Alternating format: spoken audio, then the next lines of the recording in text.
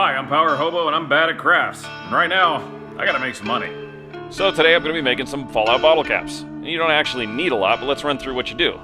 I use this self-healing cutting mat because I don't like to scar up my table. I recommend getting one, they're great. Then I just use a straight edge. Normally I use either a piece of just metal bar stock or I use this framing square. And then of course you're going to need some kind of cutting utensil. I really like these X-Acto knives. They're from Harbor Freight. The whole set was like 15 bucks. And ideally, a 1-inch circular hole punch. You can get these at craft stores, and they're great for cutting out the labels. And then some sandpaper for, obviously, scuffing up the caps. I use 220. Then an adhesive. I personally prefer super glue, just Loctite. Again, hardware stores. And then some clear nail polish for actually coating it afterwards. I just used whatever I had on hand. I robbed it from my wife and daughter. And then, of course, you'll need to print out the labels. Go to Google Images and look for Nuka Cola bottle cap labels. You may find a different one than I use, and you may like it more. And then, of course, you'll need the caps. Just blank red caps. Search Amazon. That's what I did. They're like 144 per pack. They're really good.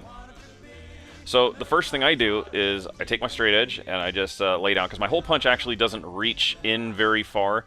The rim of it is pretty close to the edge. So I need to cut these up into strips so I can punch them out a little bit more easily. This is still a lot faster and a lot easier than actually just cutting these circles out with the actual X-Acto knife. So I just use my straight edge, cut them out in strips, throw away the excess.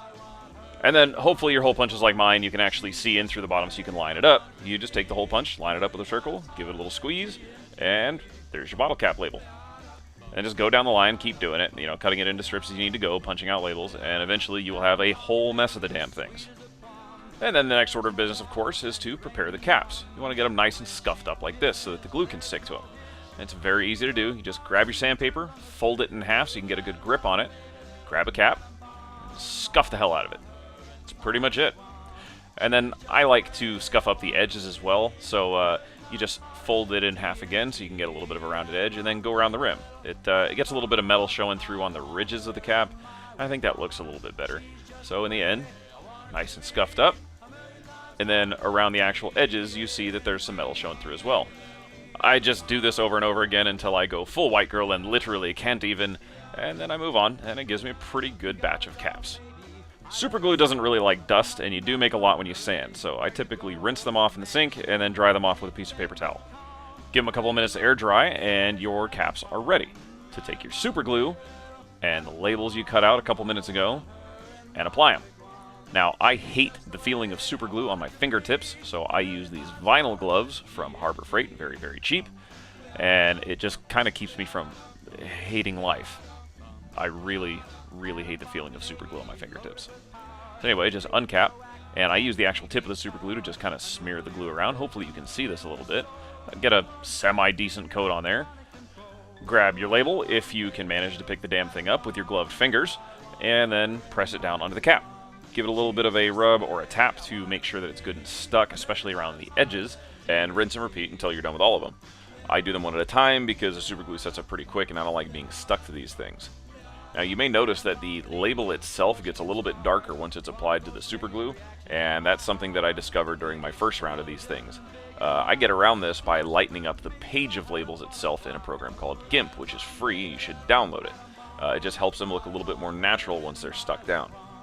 Now, unfortunately, I'm bad at things, so this whole next part is 90% off camera. Basically, we're taking that same 220 grit sandpaper and in a kind of 45-degree angle, sanding down over the rim of the actual label. It kind of just helps blend it in a little bit so it's not such a hard edge. Also, I tend to do some little scrapes here and there on the actual label itself just to kind of damage them up a little bit. And because that's not enough for me, these caps are supposed to be 200 years old. So I take this little screwdriver I've got on hand, and I basically just give them a couple scratches so they look a little damaged. I just dig it in, scrape it off to one side. Every now and then I'll actually kind of dig at the label a little bit and rub it off with my thumb like that. But just authentic damage. Gives them a little bit more character. And once I'm done with that, I will take the sandpaper and I will go over them again just to get rid of some of the raised edges that are left by scratching them with the screwdriver.